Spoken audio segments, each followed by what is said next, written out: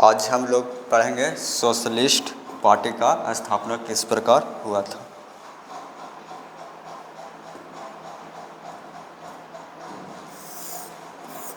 आज हम लोग यहाँ पास क्या पढ़ेंगे, सोशलिस्ट पार्टी का स्थापना किस प्रकार हुआ था।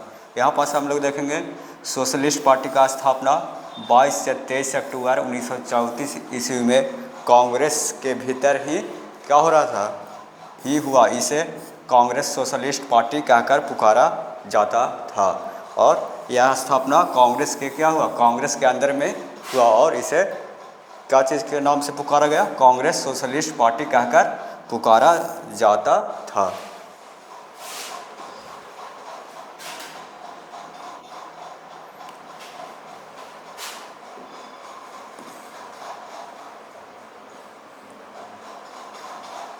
यहाँ पर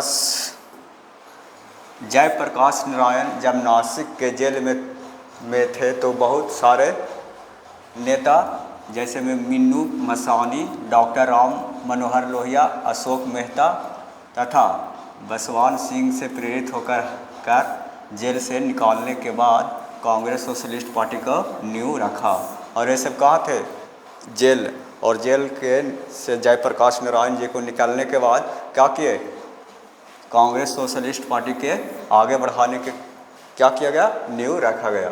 कांग्रेस सोशलिस्ट पार्टी का अध्यक्ष आचार्य नरेंद्र देव एवं सचिव जयप्रकाश नारायण क्या थे, बने थे उस टाइम।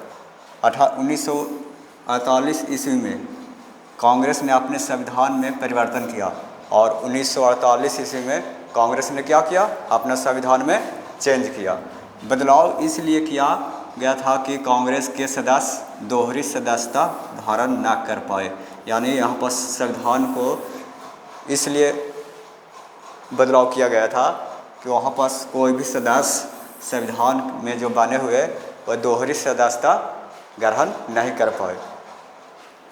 फिर आगे हम लोग पढ़ेंगे 1948 में कांग्रेस से पृथक होकर इस पार्टी ने स्वतंत्र रूप से अपना काम प्रारंभ किया। अतः 1948 ईस्वी में सोशलिस्ट पार्टी का जन्म हुआ और 1948 ईस्वी में क्या हुआ, सोशलिस्ट पार्टी कांग्रेस से क्या हो गया, स्वतंत्र हो गया और एक अपना अलग पार्टी बना लिया जिसका नाम क्या रखा गया, सोशलिस्ट पार्टी। और 1948 ईस्वी में इसको क्या हो गया, अलग पार्टी के रूप में नाम से जाने लगा। उसका नाम क्या था, सोशलिस्ट पार्टी। यानी 1948 ईस्वी में इसको जन्म हो गया। फिर यहाँ पास हम लोग पढ़ेंगे कांग्रेस यह पार्टी लोकतांत्रिक समाजवाद के विचारधारा में विश्वास करती थी।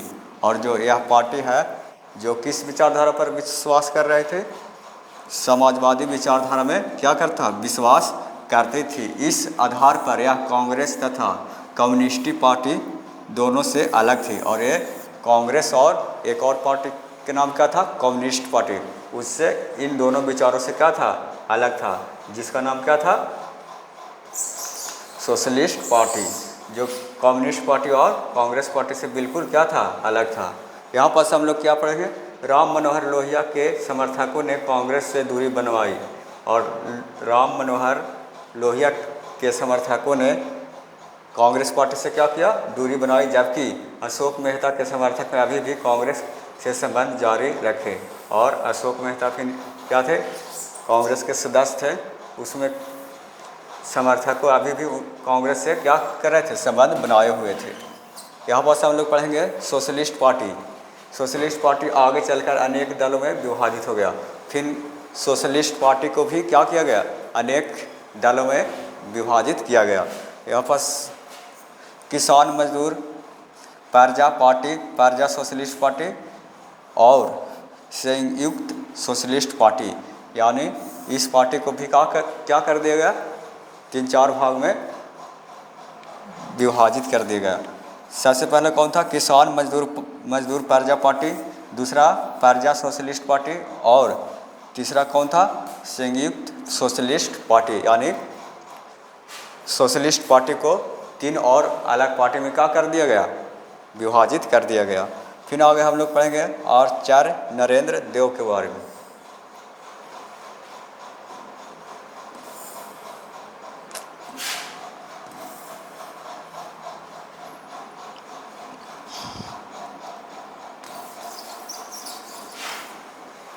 यहाँ पर से हम लोग क्या पढ़ेंगे, आचार्य नरेंद्र देव के बारे में।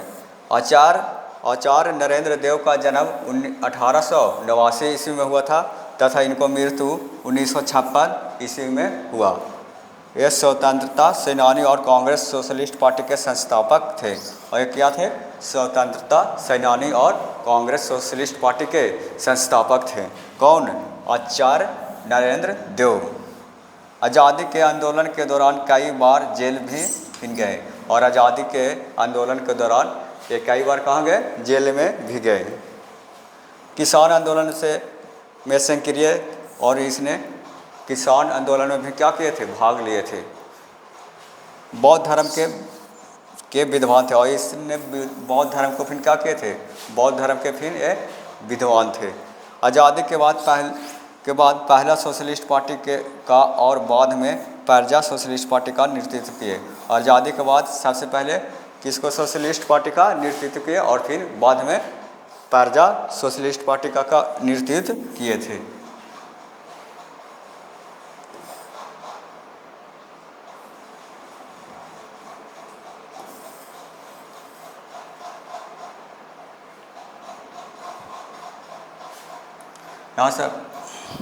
यहाँ हम लोग पढ़ेंगे जयप्रकाश नारायण। जयप्रकाश नारायण का जन्म 11 अक्टूबर 1902 ईस्वी में हुआ तथा इनकी मृत्यु 8 अक्टूबर 1979 ईस्वी में हुआ था। जयप्रकाश का जन्म बिहार के सिताब दियारा के घाघर नदी के तट पर हुआ था। जयप्रकाश का जन्म कहाँ हुआ था, बिहार के सिताब दियारा के घाघर नदी के तट पर हुआ था। जयप्रकाश नारायण की पत्नी का नाम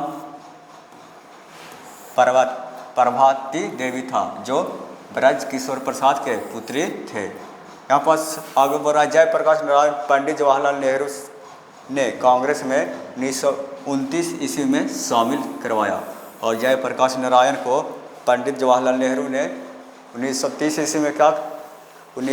ईस्वी में कांग्रेस में शामिल करवाए थे। यहाँ पर पढ़ेंगे आगे श्री राजगोपालाचार्य।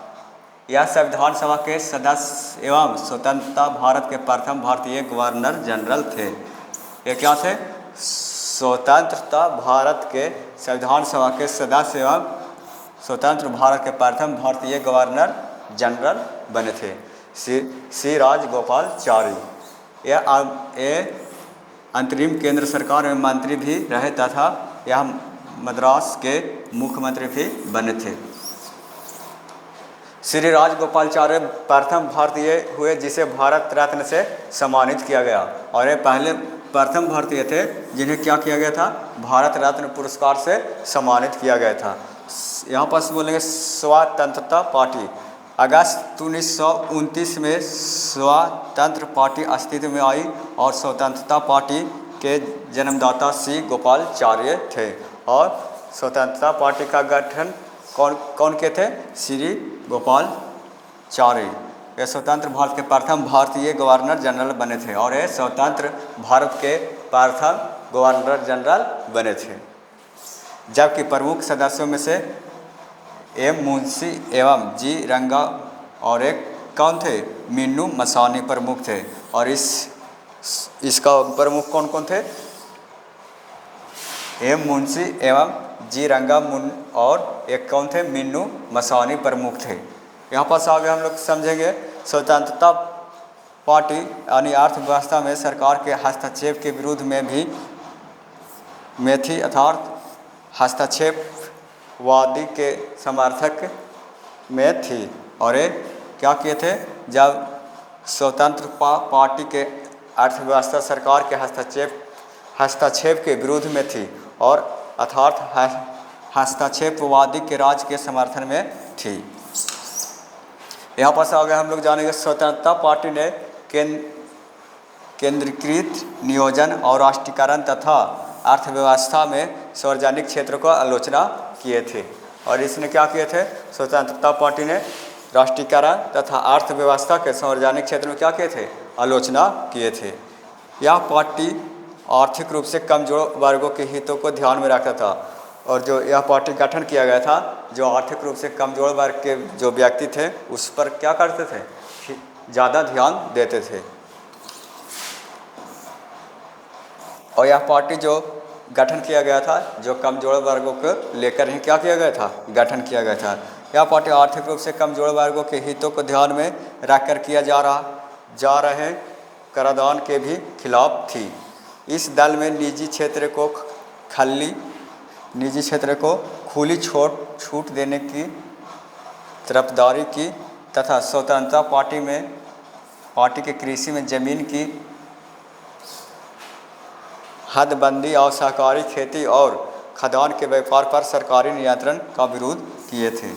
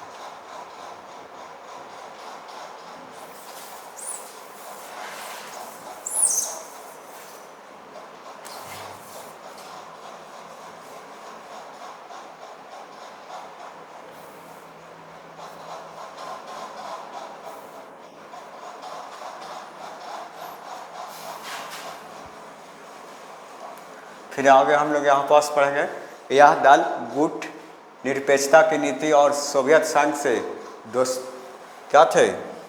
दोस्ताना रिश्ते कायम रखने को भी गलत मानती थी। इसने संयुक्त राज्य अमेरिका से नज़दीकी का संबंध बनाने का वकालत की। फिर आगे हम लोग पढ़ेंगे श्याम प्रसाद मुखर्जी के बारे में। श्याम प्रसाद मुखर्जी का जन्म 1901 ईस्वी में तथा मृत्यु 1953 ईस्वी में हुआ था। यह हिंदू महासभा का क्या थे, नेता थे।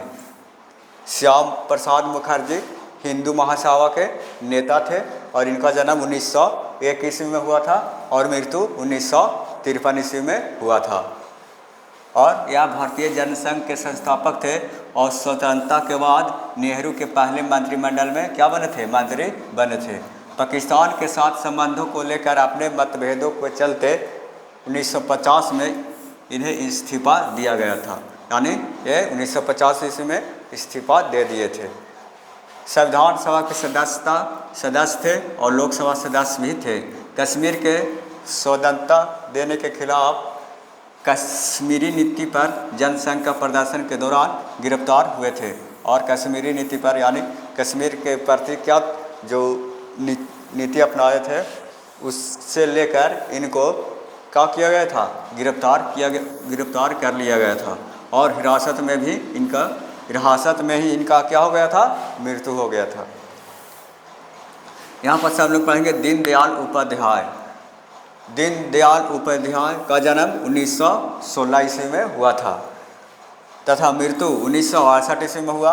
1942 ईस्वी से राष्ट्रीय स्वयं सेवक संघ यानी पूर्णकालीन कार्यकर्ता थे और ये राष्ट्रीय स्वयं सेवक संघ का क्या थे, कार्यकर्ता थे। भारतीय जनसंघ के संस्थापक और सदस्य भी बने थे।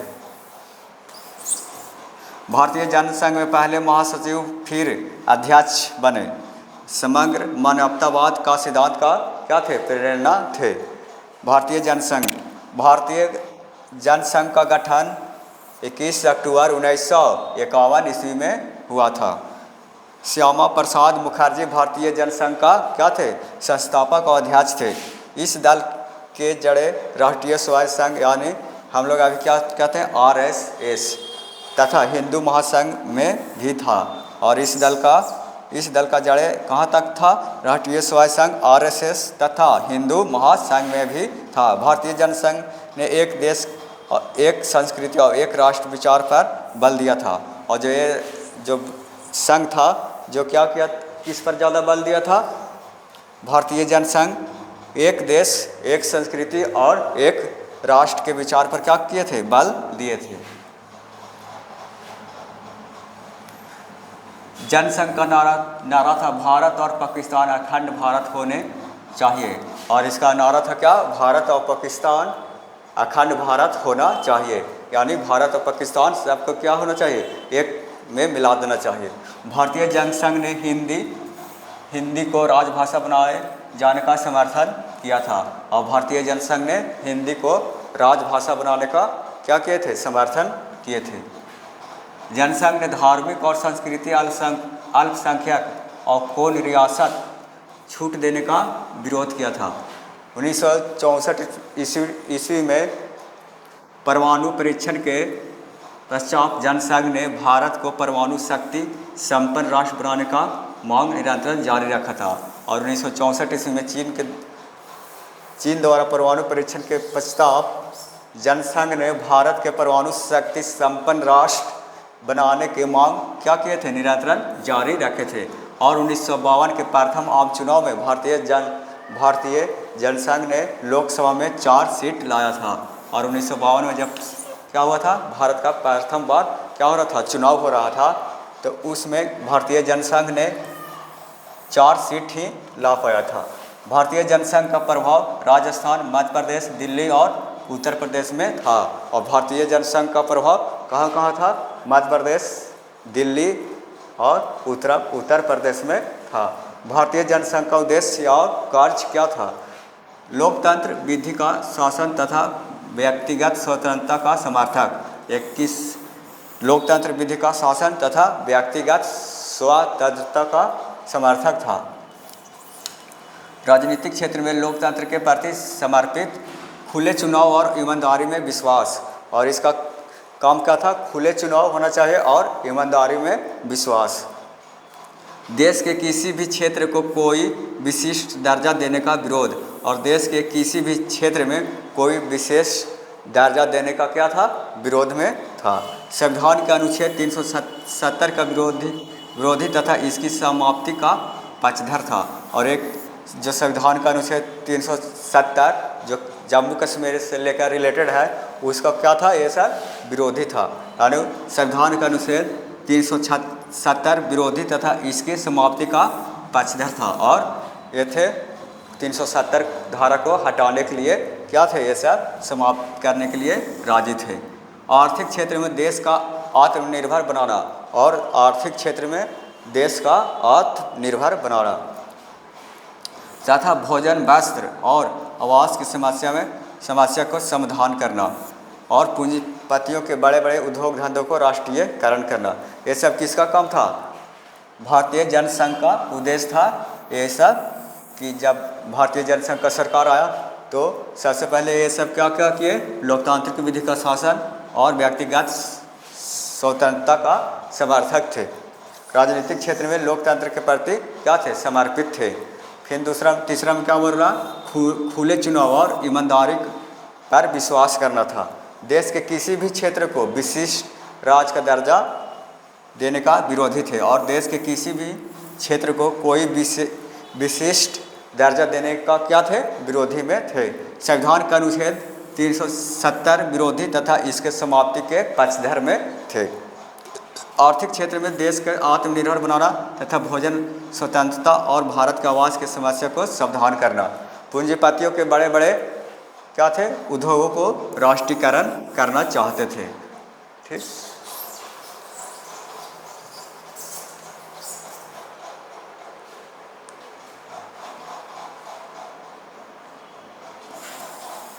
यहाँ पास लिखा गया 1967 तक भारत के किस प्रकार के दलीय व्यवस्था थी? तो किस प्रकार का दलीय व्यवस्था था 1967 तक? तो एक कल आधिपत्यशाली दल व्यवस्था था।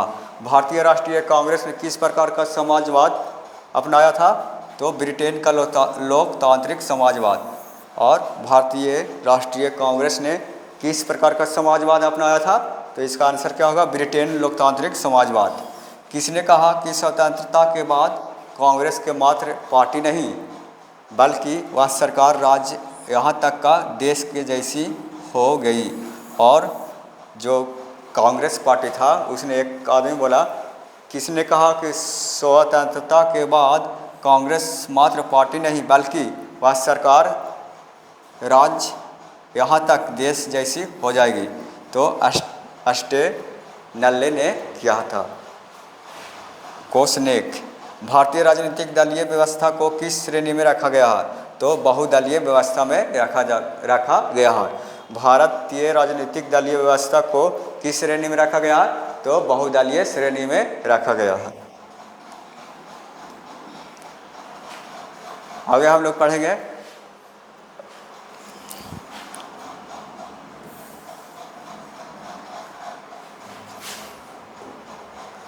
कांग्रेस के युवा तुर्कों में किसे जाना जाता है? और बड़ा क्वेश्चन है, कांग्रेस के युवा तुर्क में किसे जाना जाता है? तो चंद्रशेखर को जाना जाता है। फिर आगे था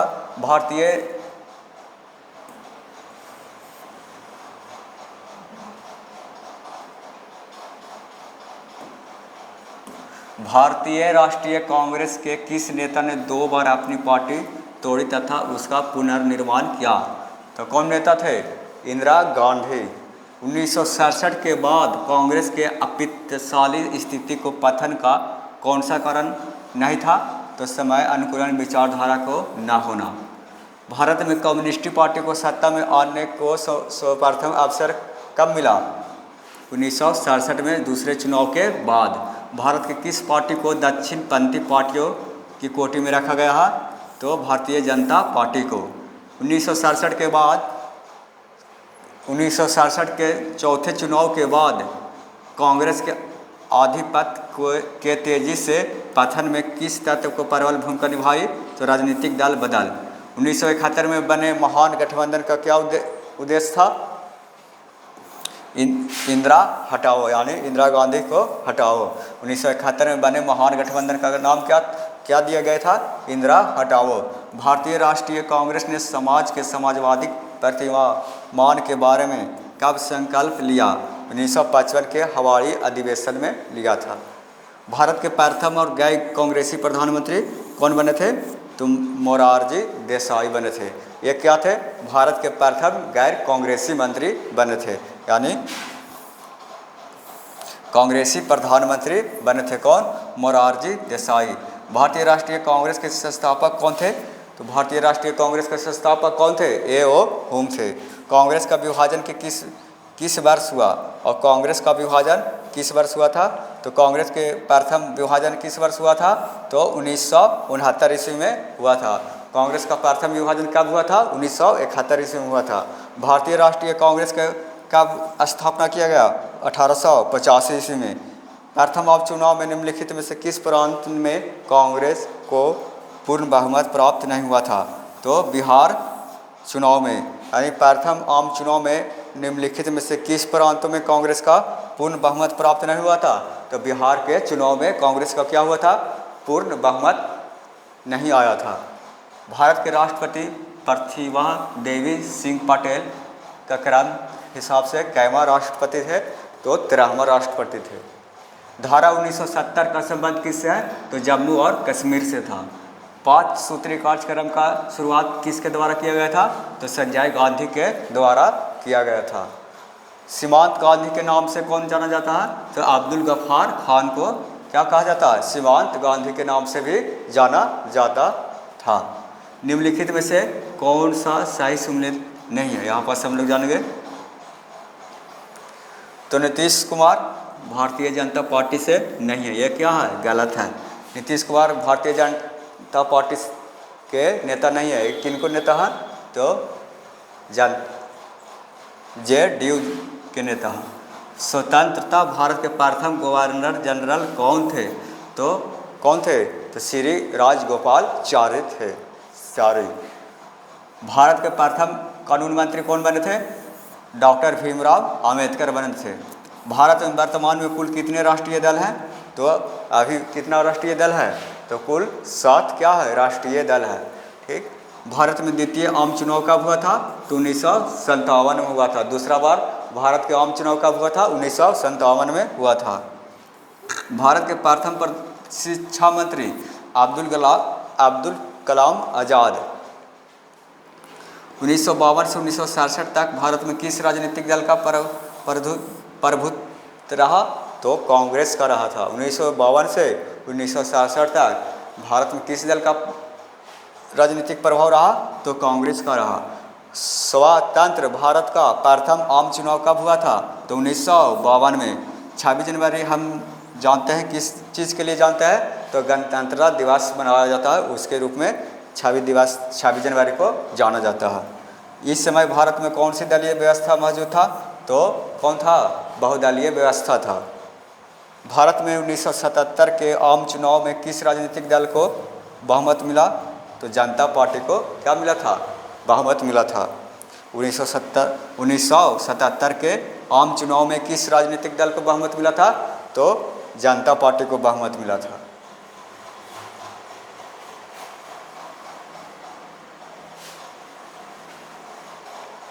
यहाँ पर जानेंगे हम लोग क्या राजनीतिक दलों को किस संवैधानिक संस्था द्वारा चुनाव चिन्ह आवंटित किया जाता है?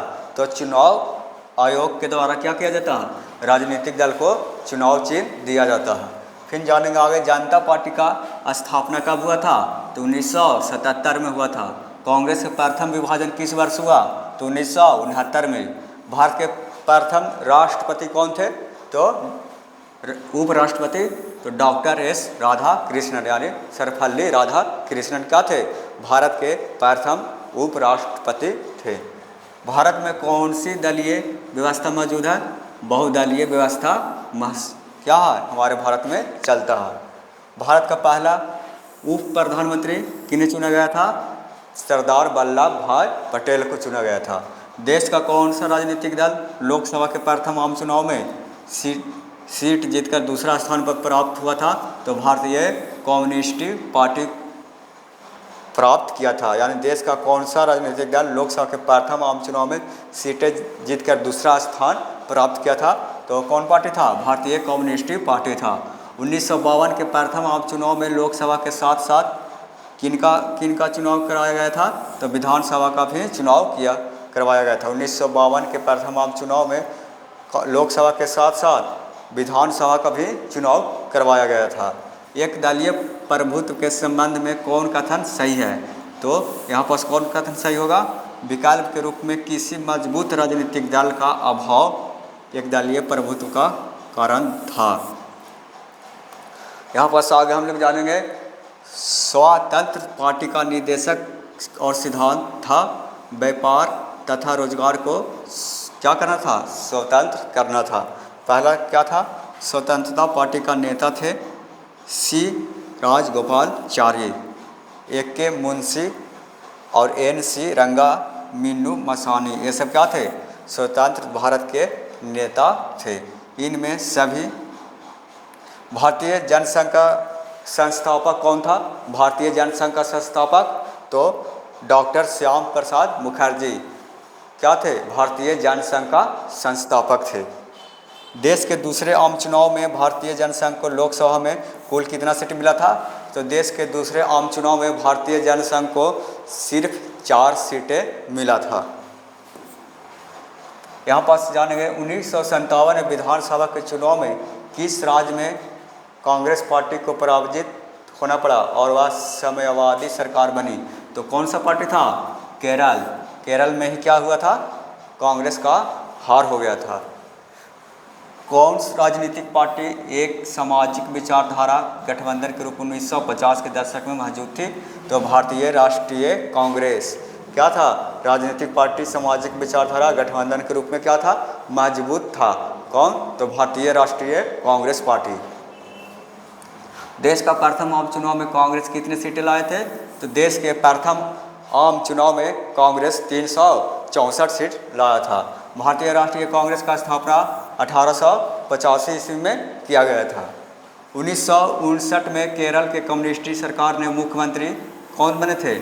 जब 1959 में केरल में कम्युनिस्ट पार्टी को जीत हुआ था तो उस टाइम केरल के मुख्यमंत्री कौन बने थे? EMS नफुदरीपाद यानी ये क्या बने थे? भारत के प्रथम केरल के मुख्यमंत्री बने थे। इनमें से समाजवादी दल का नेता कौन थे? तो समाजवादी दल का नेता कौन थे? जयप्रकाश